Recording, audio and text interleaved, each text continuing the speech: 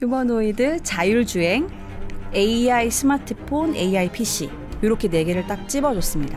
정부가 우리가 이 모든 산업들을 밀어줄게 라고 얘기하는 거랑 자잘자잘하게 작은 기업들이 이런 거에서 어떤 성과를 내는 거랑은 중국은 정말 큰 변화일 수 있거든요. 과목도 정해준 거야. 네. 그러니까. 그런데 여기 뭐 어마어마한 뭐가 불긴 하겠네요. 일단 감세 같은 혜택들 무조건 들어갈 것 같고요. 그런 부스팅을 정부 주도로 하고 있다라는 큰 가이드라인을 준 거고, 그러면서 얘기했던 게 좀 저도 요 단어는 처음 봤는데요. 얘기를 했습니다. 경제문화 최고의 전문가를 모시고 그분들의 깊은 인사이트를 나누는 시간이죠. 신과 함께. 오늘은 아마 제목이나 썸네일 보고 들어오신 분들이 어떤 댓글 남기실지가 눈에 선합니다. 아이고 저것들 또 중국 아이고 친중 3% 저거 또 넘어갔네. 아니 근데 누가 이렇게 달았더라. 3% 친중 자본이 투자했다는 거야. 좀 친중이고 뭐고 그냥 투자 좀 부탁드리겠습니다. 친중 자본 받았어요.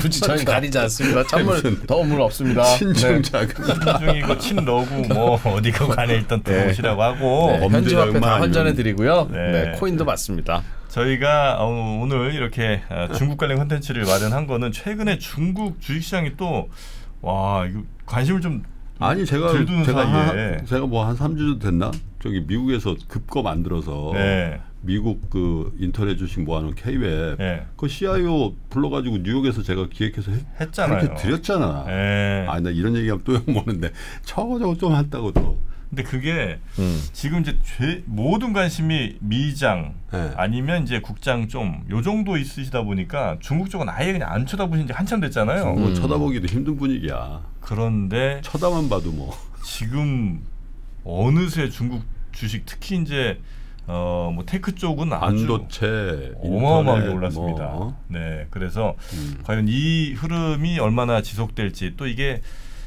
좀 믿을만한 건지 등등 관련해서 중국 투자 이야기 오늘 한번 좀 나눠보도록 하고요.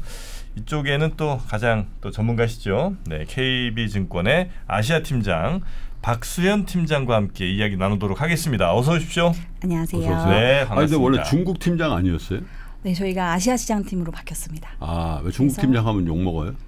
그거라기보다는 아무래도 저희는 이제 매매가 일어나는 게 중요한데 중국 매매가 워낙 장기간 안 좋았다 보니까 중국 팀장하면 근데 너무 솔직한 답이다. 이게 편집하고 다시 해야 될 것 같은데.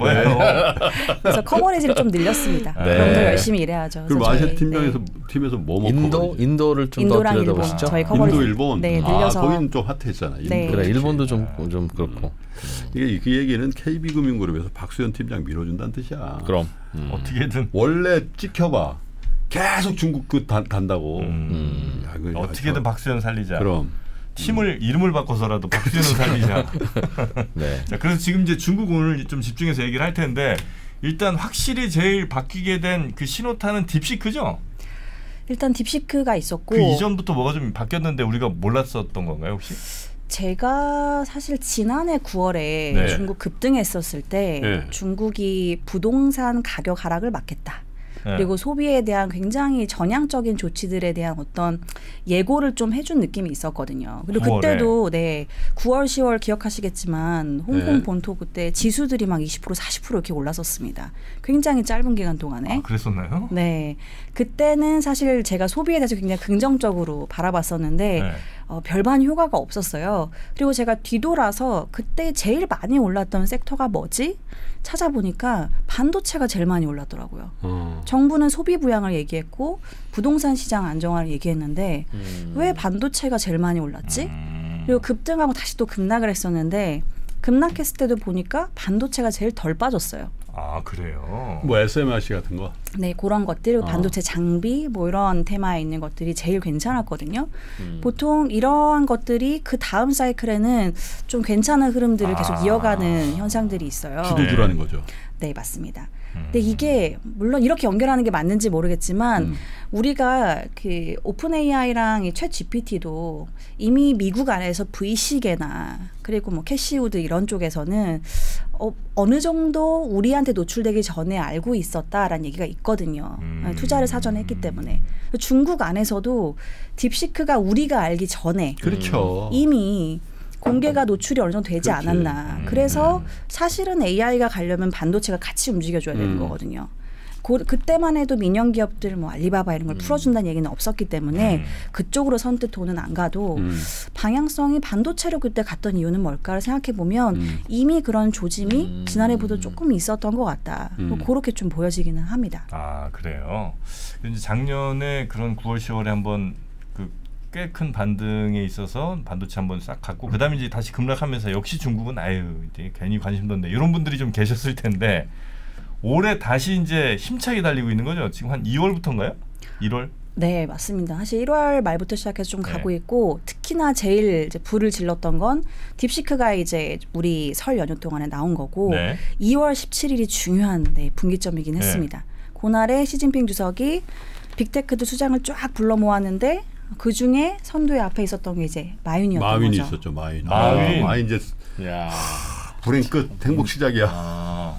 마윈 어디 가서 저 반성문 썼겠지. 반성문. 이게 저 사라졌다는 얘기도 있었고. 근데 마윈이 살아 있었군요. 네, 그날 했던 얘기 중에서 제가 만나서 시진핑이 빅테크 수장들 앉혀놓고 했던 얘기들을 쭉 이렇게 공보 형식으로 내놓았거든요. 제일 인상 깊었던 단어는 제가 요 차트랑 같이 보면서 말씀을 좀 드릴게요. 두 번째 큰 타이틀에 보면 선부촉 공부라는 단어를 시진핑이 툭 내뱉습니다. 누군가가 먼저 부자가 되는 것이 그게 우리 모두가 부자가 되는 것의 첫걸음이며 모티브다. 맞습니다. 정확히 말씀 주셨어요. 야, 공동부유하고 조금 다른 건데 저거. 저는 반대말이죠. 아예. 네, 공동부유라는 단어가 나와서 사실은 조금 경계심을 가지고 있다가 이 다음 전개되는 것들과 의미를 계속 보니까 빅테크 너네들이 먼저 부자가 돼서 이윤을 막 창출해서 공동부유를 좀 실현해줘. 대신 이 뭔가 실현하는 고리가 뭘까? 아, 고용이겠구나. AI 영역에서 하고 싶은 투자가 있으면 이제는 다 풀어줄게. 모든 영역에서 투자를 할 수 있게끔 해줄 테니까 고용을 만들어서 우리가 공동부유 가기 위한 이 연결고리 다리를 좀 든든하게 놔줬으면 좋겠다. 그러니까 원래 이제 선부론이 있었고, 그죠? 네, 맞습니다. 선부론이 있었고, 선부론도 사실 그 아이디어랑 같은 거죠. 뭐. 맞습니다. 그러다가 공동부유 얘기하면서 뭔가 약간 삐걱삐걱 됐었던 것 같은데 선부론과 공부를 이제 같이 이제 가자는 거죠. 맞습니다. 사실상 선부로 돈 거지. 그렇죠. 그렇지. 너무 선부로 가면 조금 민망하니까. 내 생각이 틀렸어. 그렇게 하기는 좀 민망하니까. 촉자는 촉.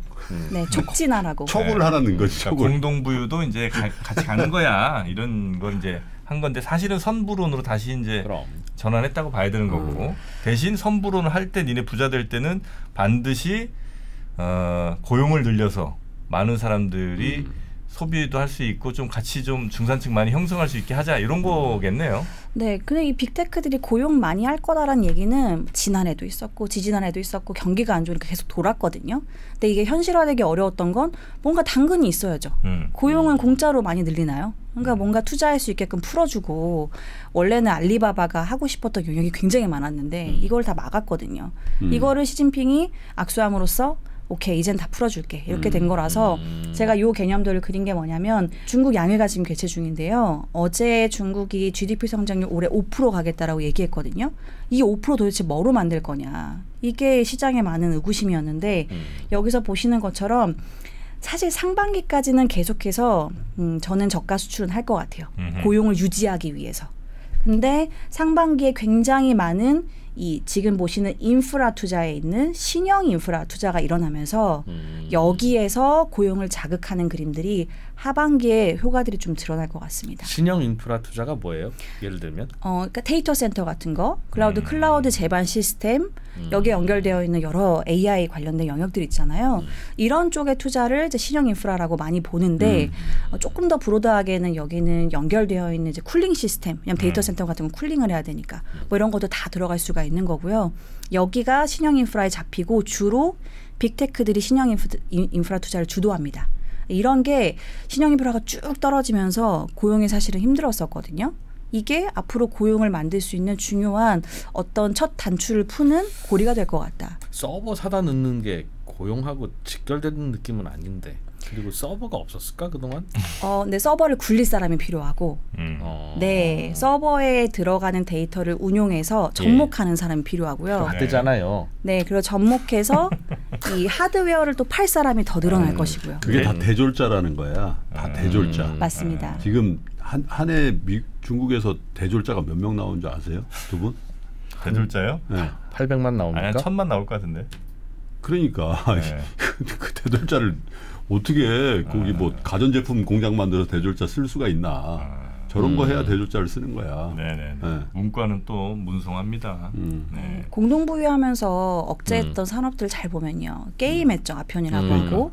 그 다음에 이제 사교육하고 헬스케어, 약가를 다 동일하게 적용받아야 된다. 그 다음에 알리바바가 하려고 했던 이런 핀테크 사업 같은 것들도 사실은 다 막았었기 때문에 이런 게 대졸자들이 주로 선호하는 직종입니다. 네. 대부분. 근데 이게 이제는 선회하는 그림들로 간 거고요. 그러니까. 네. 핑한 굿닥터 제가 그거 망했잖아요. 요새 그 말씀 주신 그 온라인 플랫폼의 헬스케어 쪽이 굉장히 좋습니다. 아, 그래요? 알리헬스, JD헬스 그런 쪽 주가 흐름이 정말 좋습니다. 핑하는 여전히 안 좋은가 보다. 얘기했는데도 거기 검역을 안 하잖아. 핑하는 네 거기 민간 기업 좌담에 없긴 했었습니다. 아, 없었어요? 핑한 다른 데도 다 안 좋아. 핑한 다른 거를. 그죠? 네? 손절 잘했어. 평안치 않아 거기 지금. 나쁘진 않지만 그래도 다른 기업 대비해서는 훨씬 좀 많이 뒤떨어져 있는 상황입니다. 안방이 안 좋은가 안방? 안방은 이미 사실 거의 이제 없어졌다라고 봐도 되고요. 네. 자, 여튼 그런 흐름들이 지금까지 이제 이어져 온 거고, 그래서 꽤 많이 올라왔고요. 자, 앞으로 어떻게 될 건가는 우리가 보통 그 중국의 앞날은 그 양회 뭐 이런 거 이제 보고 많이들 판단을 하잖아요. 중국이 어떻게 갈 거라는 계획을 이제 밝히는 자리니까. 그게 언제죠? 이제 3월 5일부터 시작인가요? 네, 4일부터 11일까지 양회가 시작되고 중요한 전인대는 어제부터 시작이 됐습니다. 네. 어제부터 시작이 됐고요. 네. 그래서 여기에서 뭐 얘기할지는 대략 나왔죠? 아니면 예상 불가한 건가요, 이게? 시장 예상도 있었고 어제 중요한 숫자들을 다 얘기하긴 했습니다. 아, 그래요? 그래서 제가 표를 가지고 왔는데 GDP 성장률 나왔고요. CPI, 뭐 재정 규모 요게 제일 중요한데 나왔는데요. 보시면 빨간색이 시장 예상을 하회한 건데 대부분이 재정 투자하는 항목들입니다. 그러면 의아하죠. 중국 정부가 돈을 별로 안 쓰겠다고 했는데 예상보다 왜 이렇게 시장에 달리지? 이거 앞에 말씀드린 빅테크랑 움직입니다. 여기서 정부가 투자를 조금 줄이는 부분들을 민간 기업들 다 채워줄 겁니다. 네, 그렇기 때문에 중국 정부도 풀면서. 네, 중국 정부도 굉장히 강한 재정을 쓸 필요가 굳이 없는 거예요. 내 주머니가 아니고 민간 기업 주머니에서 투자가 나올 것이기 때문에 그리고 중앙 정부든 지방 정부든 여전히 부동산이랑 연결되어 있는 재정 수입 비중이 큽니다. 그렇기 때문에 여력도 부족하다. 네, 굳이 무리해서 우리가 쓰지 말고 잉여현금 그동안 많이 쌓아놓은 빅테크들이 적극적으로 AI 투자해서 신형 인프라 투자를 일으키게 해서 이쪽으로 우리가 5%를 만들어보자. 네, 이러한 그림들이 어제 전반적인 컨셉이었고 그래서 어제 제가 이렇게 쭉 9장 정도 A4용지 분량이었거든요. 지난해 양회는 정부 업무 보고라고 관련되어 있는 이 목표치를 쭉 얘기하는 내용이 7장밖에 안 됐어요. 2장이나 늘어났고 굉장히 많은 비중으로 AI가 엄청 많이 언급이 됐습니다. 특히나 제가 놀랐던 건 최근에 뭐 유니콘 기업 이런 언급이 별로 없었거든요. 근데 어제는 유니콘 기업을 어떻게 적극적으로 활용해야 되는지, 그다음에 가젤 기업이라는 단어가 처음 나왔습니다. 가젤? 네, 가젤 기업. 네, 맞습니다. 아프리카 사슴 같은 거. 네, 사슴살 생긴 거. 가젤. 찾아봐. 유니콘보다는 가볍지만 찾아가 제일 좋은 이런 느낌인가요? 네, 가젤 기업은 뭐냐면 그 등록해서 사업자 등록을 받은 지 5년 됐는데 고성장을 보이고 있고요. 연평균으로 매출액이 적어도 20-30% 늘어나고 있고 인원수가 한 10명 정도는 등록이 되어 있는 기업들이 일컫는데 우리나라에서 가젤 기업을 거쳤다라고 보는 게 대부분 뭐 컬리나 아니면 쿠팡 이런 기업들이 이제 가젤 기업을 거쳐서 지금 유니콘이 된 기업이라고 보는 거예요. 그러니까 우리가 딥시크를 잘 보니까 유니콘만 케어해서는 안 돼. 더 작은 중소 단위에 있는 스타트업들도 우리가 챙겨서 이제는 그 다음 딥시크 모델을 가져갈 노력들을 정부가 우리가 적극적으로 해보겠어. 이 얘기가 어제 전인대 정부 업무 보고에 나왔습니다. 굉장히 큰 변화인 것 같아요. 머릿속에서 예전에 왜 IMF 이후에 DJ 정부가 벤처 붐 일으키면서 코스닥도 뜨고 장외 주식도 뜨고 삼성 다니다가 사표 내고 다들 창업하고 뭐 테헤란노는 그냥 불야성이고 그게 이해진, 김범수 이런 사람. 네, 그 느낌 그 방법이 떠오르는데 지금 중국에서 시도하려고 하는 게 그거 아닌가 하는 생각이. 네, 그래서 어찌 보면 리커창 총리가 인터넷 플러스라고 하는 정책을 만들면서 중국의 이런 플랫폼 기업들 사실 바이두, 알리바바 이런 기업이 나온 거거든요. 예. 지금 그런 단계 페이즈 2로 시진핑 주도로 만들어진 것 같다. 네, 이렇게 좀 생각이 들었어요. 그리고 인재 양성도 굉장히 많이 얘기를 했는데 연결되는 카테고리가 청년들. 청년들 아무리 등 떠밀어도 다들 이 생산 라인에서 일 안 하거든요. 이거 네. 시진핑이 막 유도했었는데 그게 안 되니까 이제는 빅테크들이 성과도 보였고 돈 잘 버는 쪽에 우리가 힘을 실어줄 테니 청년 이 실업 문제를 잘 해결해줘라. 이런 것들이 굉장히 많은 이 분량으로 어제 양회 전인대의 내용이 실렸다라는 게 큰 변화였던 것 같습니다. 아, 그래요? 팀장님들 그게 돌아가려면 우리나라도 그게 부족하지만 미국처럼 민간 자본이 이른바 스타트업에 투자를 해서 대박을 노리고 그 대박을 가져갈 수 있는 그 시스템도 보장이 되어 있어야 되고 막 그렇게 돌아가야 또 갑자기 한 뭐 1,000만 불 투자 받고 100명, 200명 막 갑자기 뽑고 그러다 이제 거품으로 꺼지긴 하지만 고용이 생기잖아요. 그렇게 흥청망청 그게 좀 돌아야 고용이 막 생기는 거잖아요. 그런 게 되어 있어요? 그게 사실 2015년, 16년, 17년, 18년 요렇게가 그 사이클이 있었는데요. 그래서 저는 중국의 BAT 있죠. 바이두, 알리바바, 텐센트는 예. 사실 중국의 소프트뱅크다라고 많이 말씀드렸어요. 그때. 이들이 투자를 어마어마하게 했습니다. 거의 벤처 캐피탈만큼 다이아그램 하나의 이 A4용지를 채우지도 못할 만큼 정말 많은 기업들을 네, 사실은 초기 단계 스타트업 뭐 굉장히 엔젤 투자부터 시작해서 시리즈 A, B, C 엄청난 투자들을 많이 해놨었거든요. 지금도 그 역할을 부여받겠네요. 그러면. 그럼요. 그들이. 다시 그쪽 그 단계로 돌아갈 것 같습니다.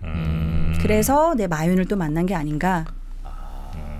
이 스타트업 생태계도 만들어라. 다시 복구해라. 네, 이미 그들은 해봤으니까 한번 해본 거 다시 만들기는 어찌 보면 좀 쉬운 일이 될 수 있거든요. 빅테크 같은 거 나오니까 또 용기를 얻은 거지. 시진핑도 이런 거 했는데 아무것도 안 나와봐. 나왔잖아. 그러니까 또 뭐 나온 것 같더라고요. 빅테크 뭐 딥시크 비슷한 거. 네, 딥시크를 이어서 뭐 새로운 모델들이 좀 나온다라고 하는데 네. 일단 딥시크 이은 모델들을 보기보다는 저는 사실 어떠한 실제 산업에 접목하는지가 조금 더 지금은 중요한 시점인 것 같아요. 인공지능을? 네, 어디에 적용할 건지 이것도 네. 어제 답을 줬습니다. 아, 뭐라고 줬어요? 네, 딱 4가지를 짚어줬는데 첫 번째 휴머노이드. 저거 이런 거 적는 네. 겁니다. 이거 나도 근데 알 수 있을 거. 휴머노이드 하겠지 뭐. 휴머노이드. 네, 두 번째 자율주행. 적는 거 보고 댓글 달는데 피크다 저 피크. 중국 주식 경쟁력보다 세. 휴머노이드, 자율주행, AI 스마트폰, AI PC. 이렇게 4개를 딱 찝어줬습니다. 정프로만 적어도 피크인데 3명이 다 적으니 이거. AI PC? AI PC, 스마트폰 네. AI PC. 네. 예. 너무 예측 가능한데 이 정도는. 근데 이 영역에 있어서 네. 정부가 우리가 이 모든 산업들을 밀어줄게라고 얘기하는 거랑 자잘자잘하게 작은 기업들이 이런 거에서 어떤 성과를 내는 거랑은 중국은 정말 큰 변화일 수 있거든요. 네. 우리보다는 중국의 정부 역할이 훨씬 더 큰 나라니까 네. 정부가 4개 딱 집어서 아예 과목도 정해준 거야. 네. 그러니까. 그럼 이제 여기 뭐 어마어마한 뭐가 불긴 하겠네요. 일단 감세 같은 혜택들 무조건 들어갈 것 같고요. 창업을 해도 요 아이템에서 창업을 해야 알리바바가 투자도 하고 그런다 이제 알려주는 거죠. 그런 부스팅을 정부 주도로 하고 있다라는 큰 가이드라인을 준 거고 그러면서 얘기했던 게 좀 저도 요 단어는 처음 봤는데요. 체화형 인공지능이라는 얘기를 했습니다. 체화형? 네, 인바디드 인텔리전스. 그러니까 기존에 우리가 알고 있는 이 LLM 모델의 전통적인 AI는 텍스트나 이미지를 분석해서 어떤 연산을 하고 추론을 하는 건데 센싱 기능이 굉장히 중요한 거죠. 정말 사람처럼 이 센싱을 해서 어떤 물리적인 상호관계를 맺을 수 있는 그런 것들을 굉장히 집중해서 했으면 좋겠다. 피지컬 AI 같은 거. 정확합니다. 그래서 젠순왕이 최근에 지난해였죠. 얘기했던 게 제 기억에 실적 보고를 하는 그런 자리였는데 다음 AI의 이 물결은 피지컬 AI에서 온다. 그 얘기를 했습니다. 그래서 로봇주가 뭐 한 차례 달렸었는데요. 뭐 지금도 좋지만 거기서 이어진 같은 맥락에 있는 이야기라고 보여져요. 예를 들면 뭐 같은 게 있어요? 피지컬 AI 뭐 좀 아는 것 같은데 점프로? 저는 또 이미 AI 쪽은 거의 다 섭렵을 했죠. 피지컬 AI면 뭡니까? 안경을 쓰고 다니면 뭐 보이는 거에 대한 해설이 바로바로 나온다든가. 올드하다 올드해 진짜. 뭔데 그럼? 그 안경 써갖고 아니 저기 아침 라이브를 일주일에 한 번만 시켜봐. 아니 어떻게 트렌드 이렇게 늦을 수가 있어요. 피지컬 딱 느낌이 안 옵니까? 이제는 그 AI가 굳이 내 말, 글 이것만 분석하는 게 아니고 내 행동 패턴 같은 것도 분석할 수 있죠. 그 다음에 왜냐면 내가 이제 매일 뭐 아침마다 예를 들어서 커피를 뽑아 내린다고 해봐요. 그럼 이제 걔가 그걸 보고 아침에 나 대신 그 커피를 그 시간에 준비해 줄 수도 있는 거고 그냥 내가 무슨 말을 하지 않아도 내가 뭐 하는지 가만히 보다가 그대로 따라하고 도와준다. 그런 것도 있을 수 있고 아니면 내 몸에 부착형 아닌 거면 아니라고 얘기해 주셔야 됩니다. 그런 게 결국에 이제 휴머노이드의 전개 단계에 있는 거라고 보시면 되는 거죠. 이건 휴머노이드이지 않습니까? 근데 휴머노이드가 결국은 사람을 묘사해서 사람의 다음 행동을 예측하고 그런 것들을 분석하는 게 이제 들어가는 건데 제가 중국이 휴머노이드 기업이 꽤 상장되어 있는 것들이 있고요. 최근에 홍콩에 상장한 기업 중에 하나가 한국에 로드쇼로 와가지고 한번 만날 기회가 있어서 IR분들 쭉 만났는데 놀란 건 이들이 원래는 뭐 맥도날드에서 감자튀김 튀기는 뭐 이런 사축형 로봇 이런 거만 만들다가 휴머노이드가 곧 출시가 돼요. 그리고 휴머노이드 관련되어 있는 이 협업 단계에 딥시크가 있다고 하더라고요. 그래서 제가 딥시크는 B2C로는 무료잖아요. B2B로는 비용을 뭐 한 번에 지불을 하는지 아니면 라이센스 계약을 해서 뭐 1년에 한 번 갱신하는지 궁금해서 물어보니까 무료라고 합니다. B2B로도 다 무료로 하고 있대요. 오픈이구나. 오픈. 진짜 오픈 소스구나. 이게 양회랑 연결되는 중요한 지점이 있는 것 같아요. 그러면 딥시크 뒤에 누가 돈을 대고 있는가? 이거를 다 무료로 공급하려면 사실 어찌 보면 자금의 이 공급이 굉장히 강해야 되는 건데 그 뒤에 보면 결국 중국 정부가 있습니다. 중앙정부는 아니지만 주하이 성정부가 딥시크에 계속해서 자금을 후원을 하고 있었고요. 네. 쏘버린 AI구나 진짜. 그래서 이런 것들이 어찌 보면 중국 안에서 굉장히 빠르게 마켓쉐어를 확장할 수 있는 기반을 만들어낼 수 있을 것 같고 데이터가 많이 확보되고 염가로 계속 공급을 하다 보면 시장을 다 가져갈 수 있잖아요. 그 독과점이 되면 중국 안에서 생각보다 휴머노이드 그리고 뭐 자율주행 이런 카테고리가 정말 글로벌에서 가장 빠르게 성장할 수 있겠다. 이러한 생각이 좀 연결돼서 들었습니다. 미국은 빅테크 기업들이 하는 걸 중국은 아예 그냥 국가 차원에서 하겠다는 거예요. 훨씬 스피디하지. 그리고 집중할 수 있지 자본을. 네. 그리고 VC들도 중국에 꽤 많기 때문에 정부 들어가는 거는 이제 블록 딜로 VC도 많이 들어가거든요. 이러한 것들이 결합되면서 시너지를 내는 단계가 이제는 본격화될 수 있겠다. 중국은 이런 거 하고 있는데 우리는 뭘 하는 거냐? 근데 팀장님, 근데 이게 그러니까 이런 거를 그동안 중국이 하려고 그러는 걸 미국이 막으려고도 하고 막는 수단 중에 하나가 그 GPU 좋은 거 반도체 안 줘. 안 주는 거. 안 주면 니는 어떻게 할 건데? 이제 그렇게 해서 이제 못했던 거잖아요. 그런데 그거 안 줘도 훨씬 활발하게 할 수 있음이 이미 증명이 된 거라고 보는 거예요. 딥시크는 에휴 저 뒤로 저 다 용산 전자상가에서 사가고 그래가지고 뒤에서 열심히 돌린 거지 뭐 라는 설도 있던데. 절반은 맞고 절반은 틀리다라고 말씀드리는 게 맞는 것 같아요. 뭐냐 하면 일단 딥시크가 엔비디아가 공급하는 GPU는 H800을 가지고 연산 추론 이걸 했다라는 게 그들이 백서에 이미 공개를 했기 때문에 저희는 알고는 있어요. 근데 딥시크뿐만 아니라 중국의 많은 이 LLM 모델을 하는 AI 플랫폼들이 혼합형으로 GPU 연산을 하려고 노력하거든요. 그게 뭐냐면 엔비디아 것만 쓰지 않고요.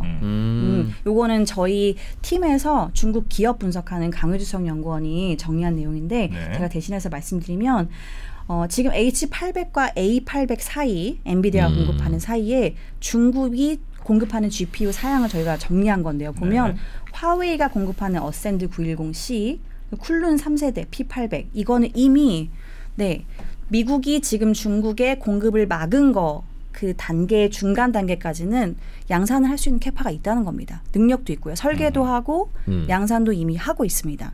그리고 이게 중국에 있어서 어찌 보면 돌파구가 될 수 있는 이유가 뭐냐면 이거를 같이 혼합해서 예. 지금은 연산할 수 있는 능력들을 하지만 이거를 왜 혼합해서 테스트를 하겠습니까?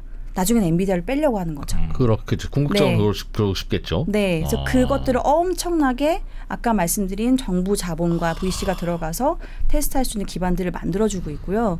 그리고 지금은 바이든 행정부 들어와서 800 시리즈 중국이 못 받고 100 시리즈도 못 받습니다. 지금 유일하게 중국이 받을 수 있는 건 맨 밑에 있는 검은색 선의 H20만 받을 수가 있어요. 트럼프가 최근에 H20도 중국에 공급 안 하는 방안을 검토하겠다라고 했는데 이건 중국 입장에서는 타격이 1도 없습니다. 이미 저쪽에 이것보다 따랐으니까. 상위 버전을 만들고 있기 때문에. 그래서 어찌 보면 절반은 맞고 혼합을 하고 있기 때문에 절반은 아니다. 이렇게 좀 말씀드릴 수 있을 것 같아요. 몇 년 전에 중국 반도체가 한국 많이 따라왔다고 그게 몇 년이 2017, 18인가 뭐 여하튼 20년 그 무렵에 그런 이슈가 굉장히 한번 네. 있었는데 그때 아주 호쾌하게들 얘기를 했거든. 최소 10년은 차이 난다.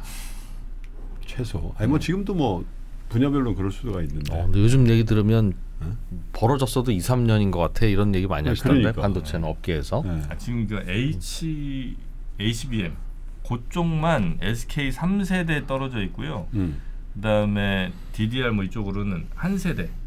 그래서 이제 차이가 지금 이건 한 세대는 거의 이제 붙었다고 봐야 되고 HBM, SK 거 그거 정도만 지금 세 세대, 3세대 정도 떨어져 있는데 한 세대가 그럼 뭐 어느 정도인데요? 뭐 한 요건 한 1, 2년이에요. DDR 뭐 이런 거는 진짜 거의 다 따라왔다고 보시면 되고 HBM만 우리가 지금 하나 들고 있는데 제가 볼 때는 3년 안쪽에 아마 좀 안타까운 일이. 물론 이제 그래도 우리가 좀 희망을 걸고 있는 건 결국이 좀 윗동네로 가면 갈수록 어딥니까 그 ASML 거기 이제 그 노광 장비가 있어야 되잖아요. 근데 그걸 좀 막아주곤 있잖아요. 그래서 그거 하나가 좀 우리의 희망이라면 희망일 수 있는데 요것도 아마 뒷구멍으로 갖고도 어떻게든 하여튼 좀 하려는 것 같아갖고 요것도 약간 좀 불안하다. 그리고 또 요거 한 5년 안쪽에는 또 이 양자 컴퓨터 쪽으로는 지금 중국이 양자 컴퓨터 최근에 발표한 거 아시죠? 두 분. 아이고야. 이래서 이거 허락도 없이. 아니 내가 왜 무슨 우리가 사실 종교하고 뭐 역사하고 이런 거 많이 했잖아. 네. 그래 이제 기본 나가리로 이게 버텼는데 근데 이게 우리 진짜 오랜만에 세 명이 박수현 팀장님 때문에 지금 증시 문제를 세 명이서 한 게 거의 몇 년 만에 처음이에요. 아유, 야 2018년에 코칠지를 흘리던 조영진이 아닌데. 계속 해야 됩니다. 이래서. 네, 정말 메모리는 창신 메모리라고 중국에 있는 기업이 많이 따라잡고 있는 상황이고 걱정이다. 정말 중요한 또 ASML을 말씀해 주셨는데 와 놀라고 있습니다. 제가 말씀드릴 내용들을 다 말씀해 주셔가지고 고맙습니다. ASML. 네, 이게 우리나라 그 ADSL하고 달라요, 형. 네, 이게 왜 국내 언론에는 많이 보도가 안 되는지 모르겠는데 ASML이 이제 네덜란드에 속해 있으니까 이제 법적으로 네덜란드에서 이 노광 장비를 중국에 공급 못하게끔 하는 법안을 만들어 놓은 게 있었어요. 이거를 올해 1월 18일 날 철회했습니다. 맞습니다. 네, 그래서 저는 이게 국제 정치랑 좀 오묘하게 움직이는 것 같아요. 유럽이니까. 네. 미국이 지금 엄청 미국이 유럽하고 지금 척지고 있거든. 네. 바이든 집에 가자마자 그냥 철회한 거네. 그래서 유럽 입장에서 중국에서 매출액이 이렇게 계속 나올 게 가능성이 보이는데 이걸 우리가 왜 포기해야 돼? 그렇지. 미국이 우리를 케어하지 않는데? 그렇죠. 이런 판단을 해서 먼저 이런 조치를 법적으로 취한 것 같아요. 그 불똥이 우리한테 튀네. 이야. 그리고 이게 1년 내내 팔 필요도 없어. 그냥 예를 들어 한 달만 잠깐 시장이 열리면 그때 그냥 중국 확 사버리면 끝이거든요. 근데 우리도 그러면 그 굳이 엔비디아에만 HBM 공급할 필요 없잖아요. 응? 우리도 어차피 중국도 저 GPU 같은 거 만든다면서 거기도 HBM 필요할 거 아닙니까? 여기 또 답답한 소리 해주시네. 지금 우리 HBM을 만드는 거는요. 이게 송경제의 현실이야 지금. 네, 정확하게 아이고, 엔비디아의 맞춤형으로 지금 납품하고 있는 거거든요. 그러니까 그 기술을 화웨이에 못 맞추냐는 거지. 화웨이에 이제 맞추려면 이제 기술 공유를 해야 된단 말이죠. 기술 공유를. 네. 그래서 제 정프로님이 여기 앉으셔도 될 것 같은데요. 내 얘기 네. 나오면 조심하라는 얘기다. 그렇지. 다시 나오는 네가 얘기해라는 얘기다. 아닙니다. 아닙니다. 예, 네. 다시. 하시죠. 죄송합니다. 네. 그래서 중국이 이 GPU 영역에서도 이렇게 돌파구를 보이는데 제가 중국의 반도체 관련된 분들을 이렇게 만날 기회가 있어서 이렇게 말씀을 나눠보면 지난해부터 진짜 많이 얘기를 들었던 게 리스크5라는 거예요. 이게 뭐냐면 CPU를 설계하는 기술인데 이 기술은 이 CPU랑 대화하는 이 대화의 이 창구랑 하드웨어가 세트로 움직입니다. 그래서 보통 두 개로 나눠서 많이 보거든요.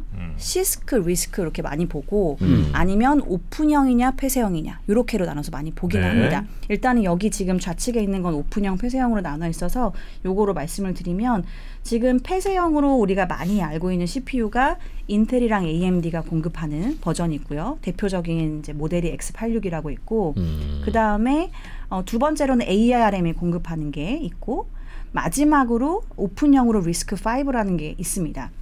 근데 이 CPU를 설계하는 이 기술이 X86도 그렇고 ARM도 그렇고 다 폐쇄형으로 가고 있는 상황이에요.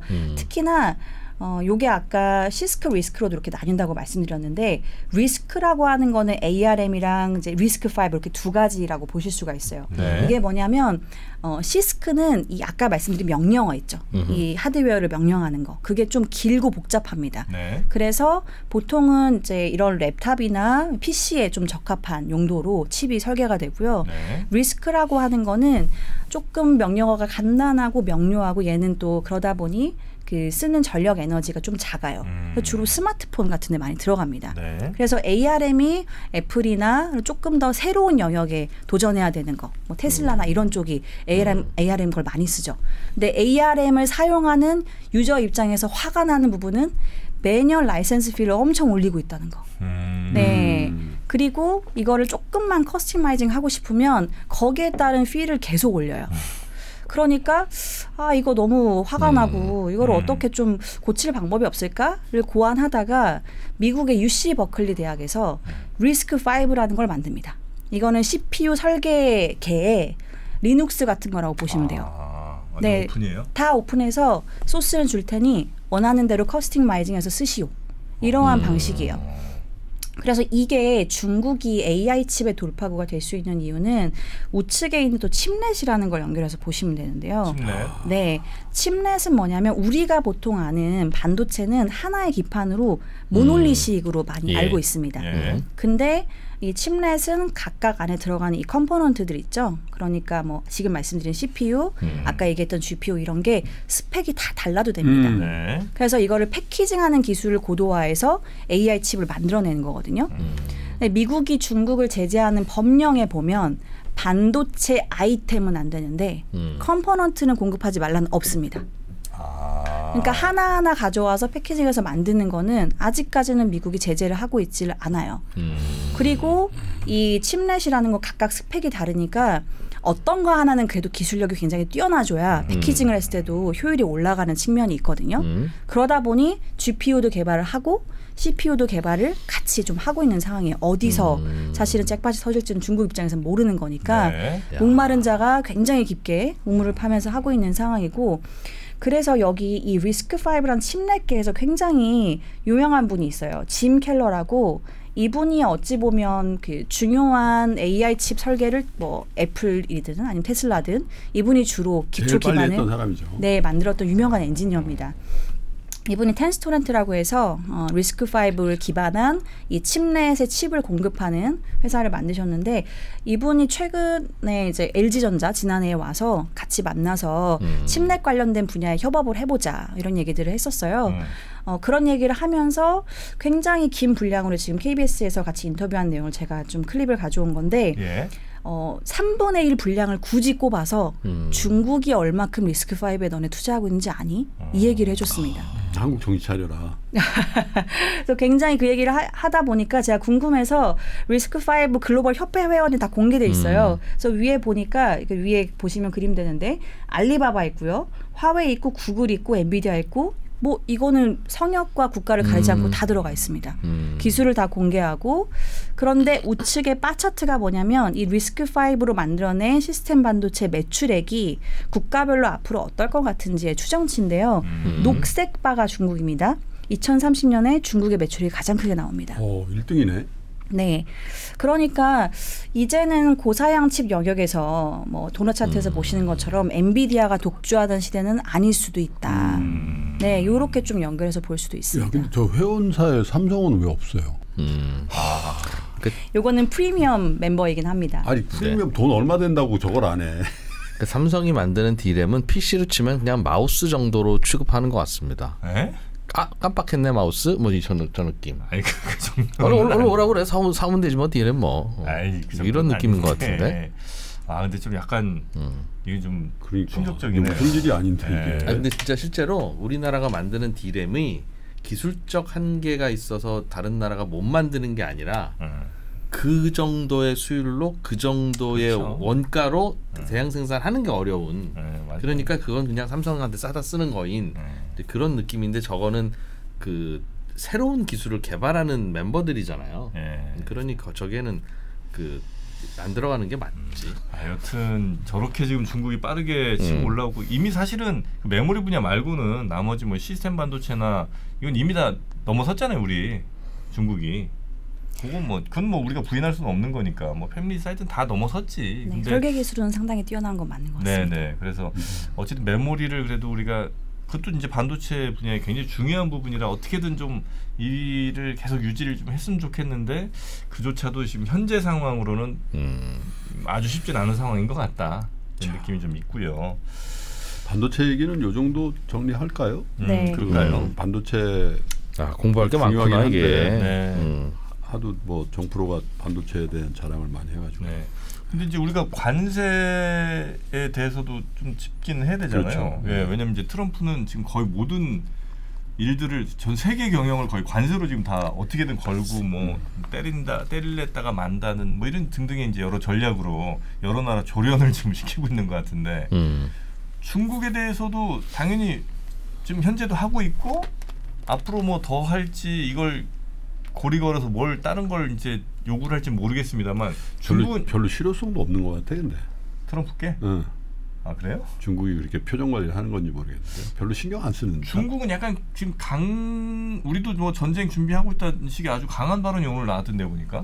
그게 전 두 가지 이유라고 보는데 예. 첫 번째가 지금 말씀드린 반도체로 답변을 드릴 수 있을 것 같아요. 우리 이미 어느 정도 선거가 있는데 그러니까.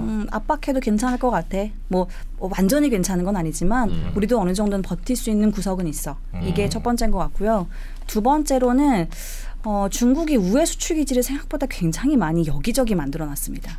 그러다 보니까 중국에 대해서 관세 올리는 거가 그렇게까지 옛날처럼 타격감이 있지는 않은 거예요. 우회 수출. 네. 다른 나라로 보내서 거기서 포장만 바꿔가지고 미국으로 관세 없이 넘어가는. 네, 요 차트를 보시면 좀 설명드리기 좋을 것 같은데 중국 수출을 선진국, 신흥국 나눠 보면요.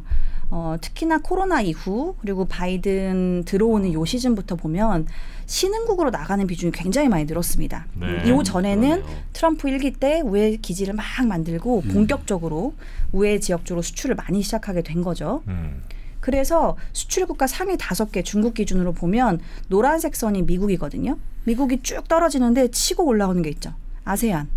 네, 여기로 사실 우회 수출을 굉장히 미국으로 하고 있을 가능성이 높다. 네, 그러다 보니까 중국 입장에서도 우리가 그냥 바로 곧장 중국에서 미국 가는 거는 비중이 좀 줄었다 보니 괜찮아라고 생각을 하고 있는 것 같고 미국도 사실 이걸 모르진 않는 것 같습니다. 그래서 트럼프가 어제 보셨겠지만 캐나다랑 멕시코 때리는 게 좀 쉽지 않다라고 스스로도 판단을 하고 있는 것 같아요. 네. 그래서 지금 어찌 보면 감세를 위해서 관세를 활용하겠다. 이게 트럼프의 전략이잖아요. 네. 그럼 누군가 한 명은 계속해서 관세를 때려줘야 되는데 그게 중국이 될 가능성이 있어 보이긴 합니다. 미국 입장에서도 파급 효과가 그렇게 크지 않고 중국 입장에서도 버틸 수 있는 구석이 있으니까 사실 뭐 이 정도로 뭐 하면은 그냥 하는 거겠지 이 정도의 느낌으로 지금 가는 것 같아요. 네. 지금 제가 오기 전에 관세를 올린 거 궤적을 쭉 보니까 트럼프 1기 때 올린 게 대중 관세가 지금 19% 정도 올라와 있었는데 네. 여기에 10% 올리고 10% 더 올렸잖아요. 그럼 이제 벌써 40%가 된 거예요. 그러면 60%도 네, 그렇게 어렵지는 않을 것 같습니다. 그러면 트럼프는 요 관세를 가지고 확보한 재원으로 감세할 수 있는 재원을 우리가 채워줄게. 이 명분을 어떤 국가든 관세를 막 때려서 명분을 확보해줘야 되는데 거기서 내가 입을 피해를 생각해서 보자면 지금 중국이 제일 만만하다. 이런 식의 로직은 될 것 같아요. 그렇지만 네. 저는 시장이 좀 눈치를 챈 것 같습니다. 이렇게 관세를 때려도 사실상 중국에 미치는 영향이 옛날 같지 않고 네. 중국은 관세를 부과해도 안에서 일어나는 이러한 AI 생태계라든지 이런 투자는 더 강화할 가능성이 높기 때문에 그러나 말거나 영향은 좀 있겠지만 40% 관세 물고 들어가도 네 우회로 들어가는 부분들이 충분히 기지가 만들어졌고 네 그래서 중국 입장에서는 기술적인 돌파구를 우리가 더 디벨롭할 수 있는 쪽으로 집중하겠다로 갈 가능성이 높기 때문에 그래서 테크주들이 더 미국이 중국을 압박할수록 달리는 이유가 여기에 있지 않나 이렇게 좀 보여집니다. 그러면서 또 저 트럼프가 반이민 정책을 하잖아요. 네. 그러니까 중국 유학생들도 다 돌아가죠. 다 돌아가는 거야. 그러니까 저기 버클리 나오고 뭐 스탠퍼드 나오고 그런 애도 있잖아. 웬만하면 저기 팔로알토에 그냥 남고 싶은데 못 남게 하니까 그냥 아유 물명교점으로 가. 그러면 어디가 창신의 메모리 가서 일하는 거야. 아니 그 트럼프 물론 이제 트럼프 전략을 뭐 저희가 다 아는 건 아니겠습니다만 어쨌든 중국을 그렇게 때리고 싶으면 적어도 유럽 좀 마음에 안 들어도 좀 안고 가고 호주도 좀 마음에 안 들어도 그래 어쨌든 중국 때릴 때까지만 좀 참고 미국이 가야 될 것 같은데 그냥 전 세계를 다 때려버리니까 어쩌면 중국과 뭐 유럽 혹은 중국과 뭐 다른 나라들이 힘을 좀 더 합해서 왜냐면 다 힘드니까 그렇게 해서 미국을 상대로 뭘 할 것 같기도 한 느낌도 좀 들기도 하고요. 지금 중국 유럽 사이는 괜찮죠? 좀 안 좋나요? 사실 뭐 굉장히 좋다라고 말하기는 어려운데 네. 조금씩 호전되는 분위기로 가고 있는 거는 맞는 것 같고요. 그래요? 그리고 어제 양회에서 그 전인대 정무 업무 보고에서 쭉 보다 보니 굉장히 특이한 대외 방침이 있더라고요. 네. 뭐냐면 우리가 일방적인 비자 면제를 더 늘릴 거야 라고 어제 얘기를 했습니다. 많이 돌아라. 네, 그 많이 들어오라는 거고. 일방적이라는 건 그러니까 우리가 다른 나라 갈 때는 설령 우리가 비자 받아야 되더라도 네. 우리나라 들어올 때는 그냥 오케이 해줄게. 네, 그거랑 그 다음에 개발도상국에 있어서는 네. 우리가 지원이 필요하다라고 판단하면 우리가 제로 관세로 수입을 해줄게. 그런 얘기도 들어가 있었습니다. 그러니까 이거는 옛날에 사실 어떤 영역에서는 미국이 하던 일인데. 카테고리거든요. 그래서 제가 그 김프로미 하신 그 이문영 박 교수님 네. 하는 그 클립을 굉장히 제가 인상 깊게 봤는데 요번에 한 거요? 네.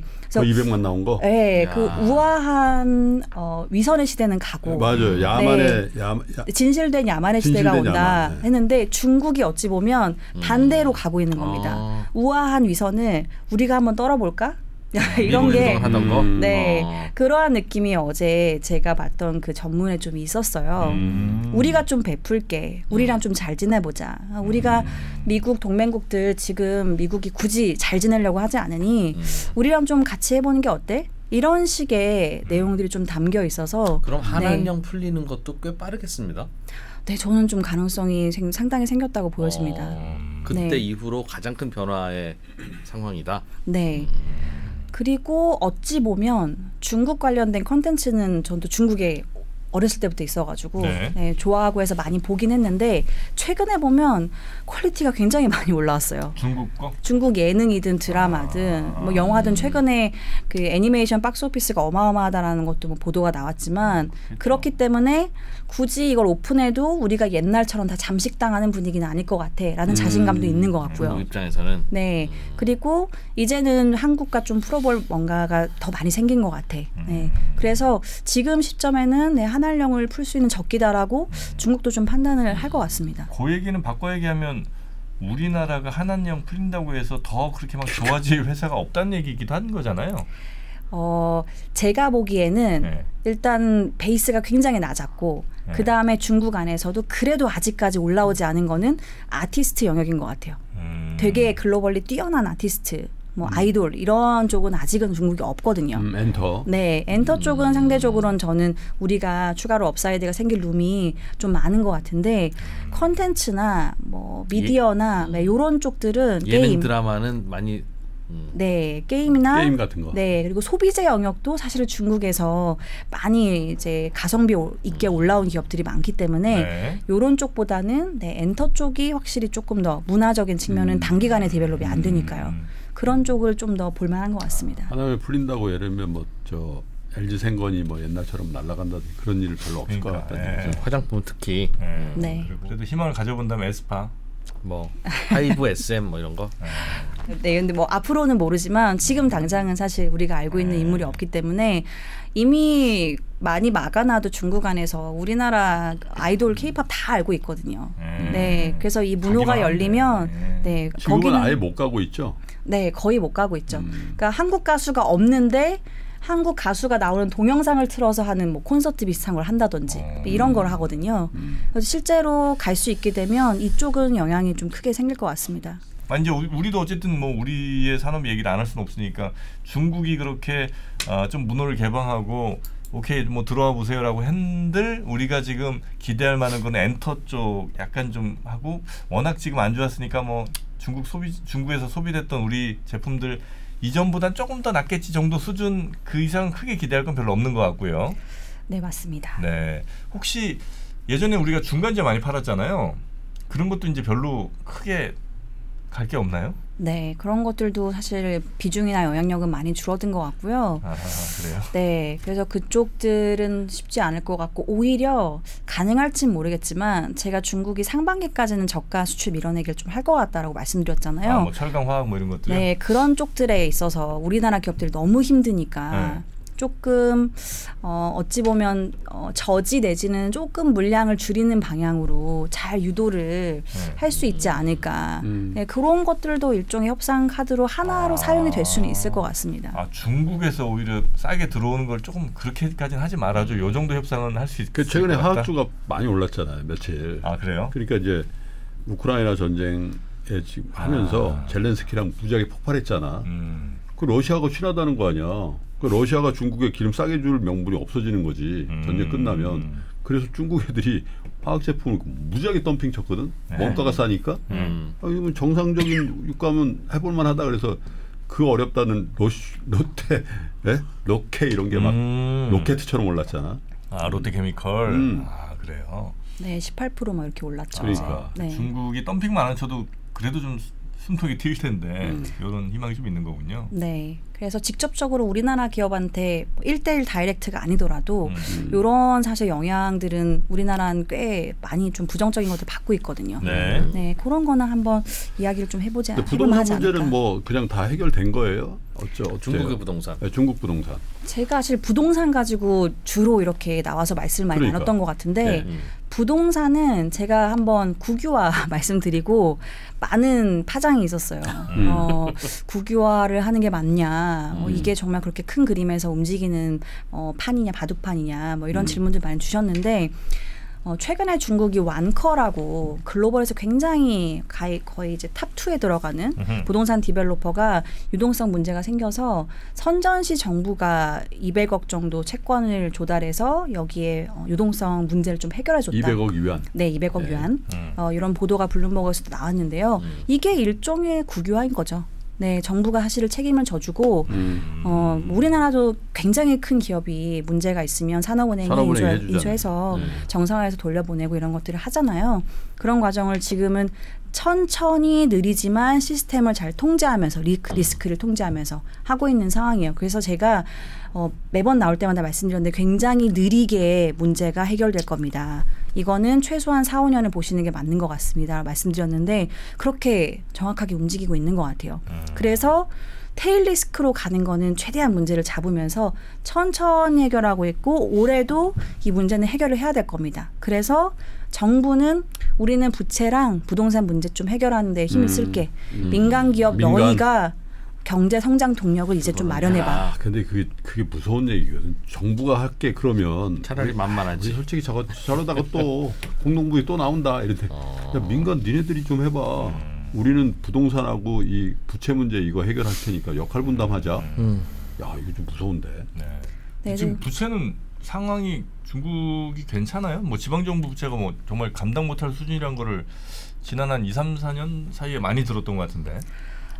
이게 부채를 세 개 주체로 나눠서 보통 보거든요. 예. 정부, 기업, 가계. 예. 보면 중국은 전통적으로 중앙정부에 이제 포함되는 중앙정부 부채는 낮고 예. 기업 부채가 어마어마하게 많거든요. 예. 그래서 전체 세 개를 합치면 이 GDP 대비해서 뎁 레이쇼가 미국보다 중국이 더 높습니다.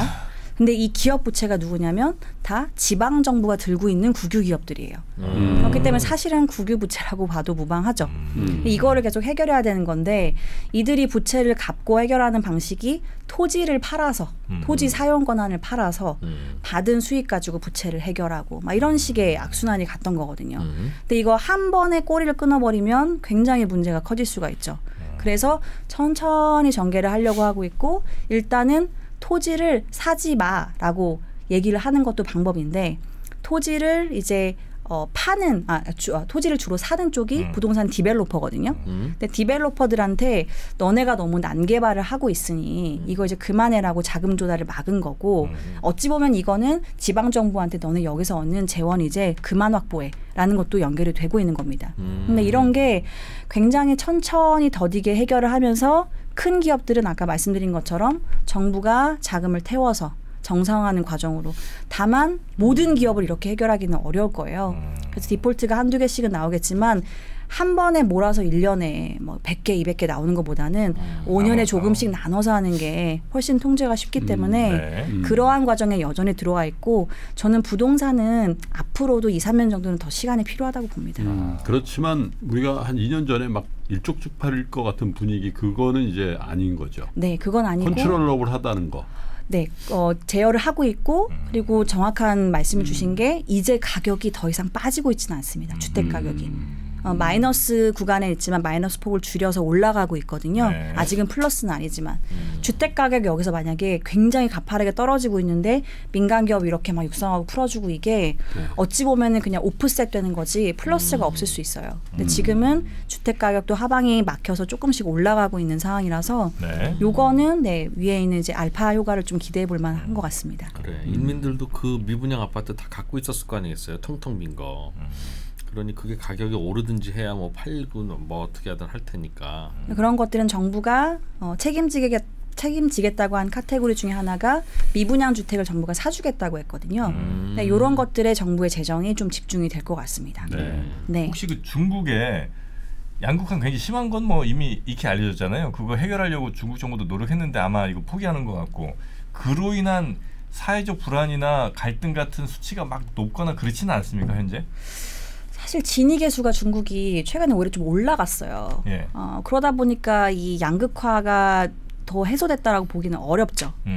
쉽지는 않은데 일단 여기에서 연결고리가 계층 사다리를 쳐내는 구조냐 아니면 이걸 단단하게 만들어내는 구조냐가 중요한데 중국이 왜 이러한 선택을 했는지 모르겠지만 시진핑 주석이 이러한 대졸자들이 사회 진출하고 창업을 해서 내가 새롭게 어떤 부를 만들어내는 사이클을 공동부여하면서 막 죽여버렸거든요.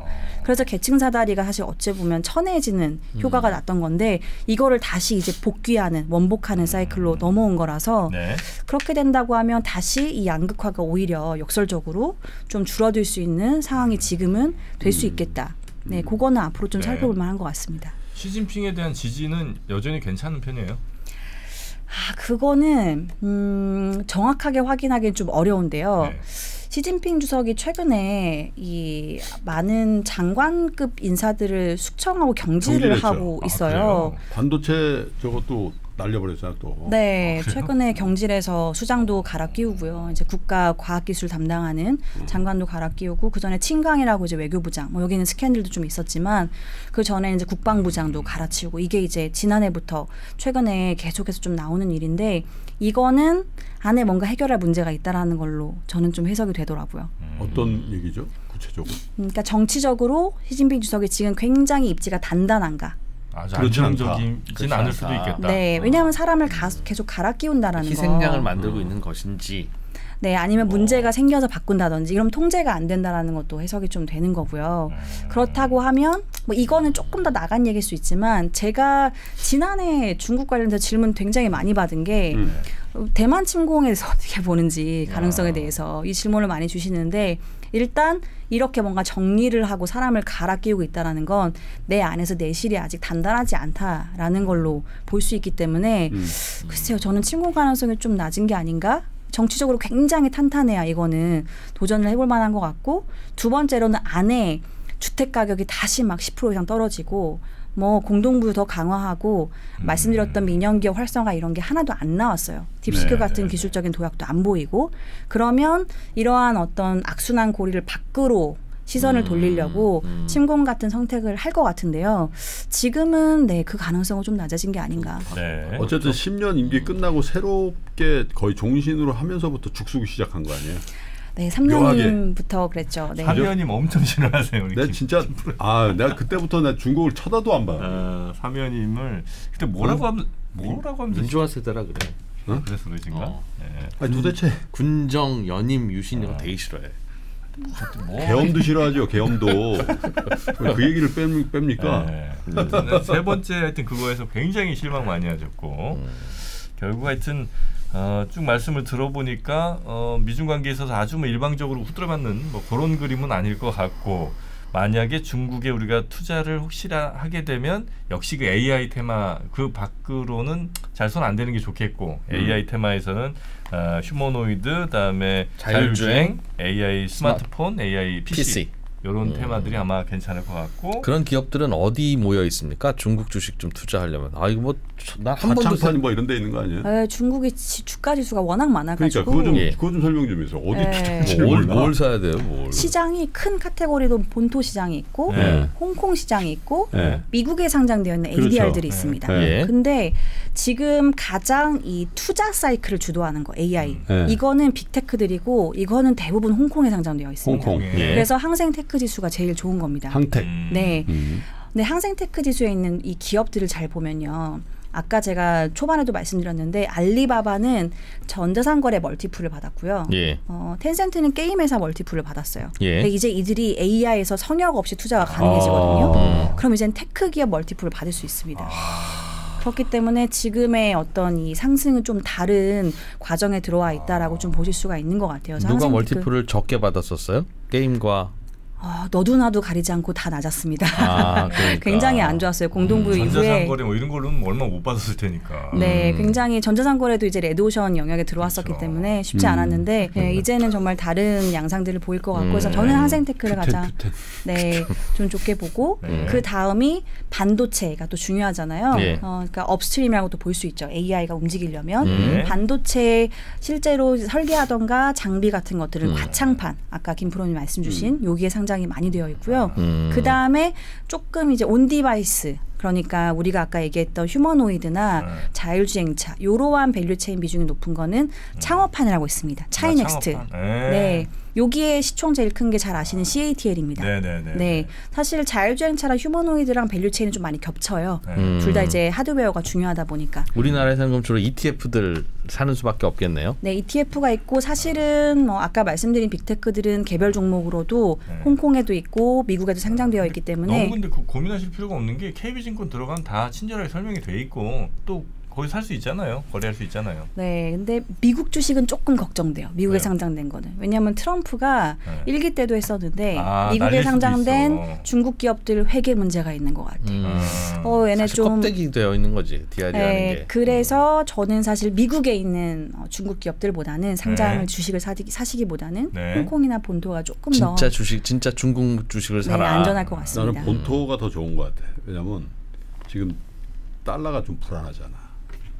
그러니까 미국에 돼 있는 거 달러 베이스로 사야 되는 거 아니에요? 맞습니다. 그치? 홍콩도 그렇습니다. 홍콩도 그렇고 홍콩은 패그돼 있으니까. 그래서 본토는 그 위안화 베이스. 위안화 베이스잖아. 그러니까 오히려 달러 베이스로 하는 게 좀 꺼림직하면 본토에서 하는 게 더 낫지 않겠냐. 달러 약세가 두려우면. 그렇지. 달러 약세가 두려우면. 네, 달러 약세면 상대적으로 유한한 강세로 또 갈 수 있는 그림이라서 네.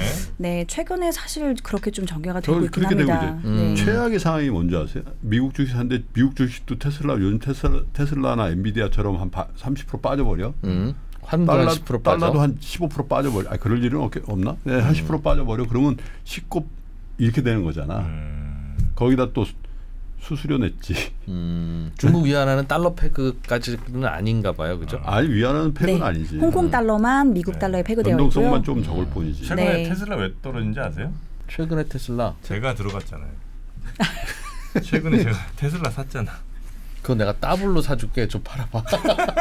웃돈 주고 사줄게. 아니 나는 어떤 경우에도 솔직히 얘기하면 기업인이 있잖아. 네. 정치한다고 깜짝대잖아. 네. 난 가차없이 팔아버려. 근데 정치한다 깜짝대고 엄청 올랐어요. 그래 그 테마주예요 그게 정치인 테마주. 누가? 아니 일론 머스크. 아니 지금 빠지고 있잖아 다시. 지금 빠져봐야 뭐. 순간적으로 그리고 우리 저 안유아 교수가 그랬잖아. 트럼프는 필히 버릴 것이다. 쟤를. 아 일론 머스크를. 아, 그 둘이 똑같아. 상극의 상극. 데칼코마니아 완전. 어? 지금은 서로 5월 동조하는 거야. 내가 보니까 서로 이용해 먹고. 그래. 그러니까. 그게 사실 트럼프 대통령이 네. 그 우크라이나 대통령한테 왜 정장 안 입느냐고 한 거가 사실은 트럼프한테 얘기한 거야. 트럼프한테 얘기하잖아. 뭐, 자식아, 머스크한테 얘기한 거 일론 머스크한테. 자식아 너 야구 모자 쓰고 왔어. 일론 머스크한테 얘기하지 네. 못하니까 거기다 자꾸 화풀이한 건데. 하여튼 미중 관계 그다음에 중국에 투자할 때는 AI 관련돼서 뭐 본토 쪽 괜찮을 것 같고요. 그다음에 한국은 설령 중국이 조금 놓아주더라도 엔터 외에는 크게 기대할 게 별로 없는 상황인 것 같고 중국의 부채 문제는 나름 컨트롤러블한 그래서 네. 어느 정도 크게 문제는 아마 바로 단기적으로 터질 것 같지는 않다. 요 정도 어떻게 저희가 좀 더 올라갈 것 같아요? 중국 주식? 가겠죠. 네, 이제 민간 기업들 이렇게 풀어준 초입이 있기 때문에 이제 시작이잖아요, 그죠? 네, 여기서 만약에 많이 올랐던데 근데 YTD로 네. 70% 이상 올랐잖아. 저기 저런 거. 그렇긴 한데요. 이게 3년 내리 떨어진 그 기울기를 보면요. 2020년, 21년은 너무 높게 멀티플을 받았어요. 중국이 제일 먼저 코로나 잘 방역했다 이러면서 그때 이런 기업들이 너무 많이 올랐거든요. 그때는 이익 대비 너무 올라서 제외하고 보더라도 여전히 그 표준 편차라고 하죠. 플러스 1 표준 편차 대비해서 룸이 한 5배에서 10배 정도 남아 있습니다. 네. 5배에서 10배 정도? 그럼 그게 무슨 말이야? 5배라는 게 뭐에 5배? 멀티플? 네, 지금 12개월 선행 기준으로 PER이 표준 편차를 쭉 과거 3년 정도 시기로 해서 네, 봐서 플러스 1, 마이너스 1 이렇게 많이 보거든요. 그래서 마이너스 1 밑으로 가면 과매도 구간, 플러스 1 위로 가면은 이제 과매수 구간 이렇게 많이 보는데 지금은 아직 3년 평균 정도에 와 있습니다. 네, 항생테크 지수 같은 것들은. 그러니까 어쨌든 만고불변의 진리가 있어. 뭔지 알아? 중국 주식에 대해서? 뭐예요? 어? 우리 ELS 환매 사태 난다고 뭐 그럴 때 사면 돼. 그때 사면 돼. 그때 사서 물린 사람을 본 적이 없어. 그때가 진짜 저점이었어. 그때 정말 제가 고통을 많이 받았었는데. 아니 그때 사면 된대. 죄송합니다. 제가 사과드리겠습니다. 형이 요즘 지역을 되살려서 죄송한데 말조심을 잘 못해요. 옛날에 안 그랬는데 왜 그런 거 모르겠어요. 죄송합니다. 아픈 게 떠오르셨대잖아요. KB 좀 아팠지. 죄송합니다. KB 좀 아팠어. 몇 년 전만 해도 참 신중하고 그랬는데 아팠어. 알겠습니다. 자 오늘은 우리가 중국의 최근에 굉장히 새로운 변화들이 좀 감지되고 있는 것 같아서 중국 최고의 전문가 우리 KB증권의 아시아 시장팀 박수현 팀장님 모시고 중국 이야기 한번 쭉 살펴봤고요. 아마 요 방송 나가고 또 며칠 사이 또 굉장히 많은 변화들이 있을 수 있을 텐데 뭐 그런 변화들을 계속해서 저희가 빨리 캐치해서 높아지면서 말씀드리는데 네. 요즘 우리 사회가 중국이 좋다 하든 중국이 나쁘다 하면 중국의 중자만 해도 악플이 달려요. 네. 제가 여러분 부탁드립니다. 우리 박수현 팀장님 자녀분이 초등학생인데 이걸 본대요. 엄마 욕먹는 거 싫다고 못 나가게 한답니다. 안 나오면 누구만 손해입니까? 누구만 손해예요? 여러분들만 손해입니다. 아니 뭐 차라리 악플은 저 아침 라이브 시간에 저한테 다세요. 네, 그렇게 해서 풀리신다면 아니면 저 아트앤더시티에 와서 다뤄보세요. 아니 뭐 저 7시 언더스탠딩도 괜찮습니다. 2% 악플은 뭐 항상 있으니까 거기 와서 뭐 이렇게 달면 돼요. 그죠? 나도 마찬가지다. 자 오늘 함께해 주신 KB증권 박수현 팀장님 대단히 감사하고요. 또 좋은 날 뵙도록 하겠습니다. 고맙습니다. 감사합니다. 감사합니다. 네.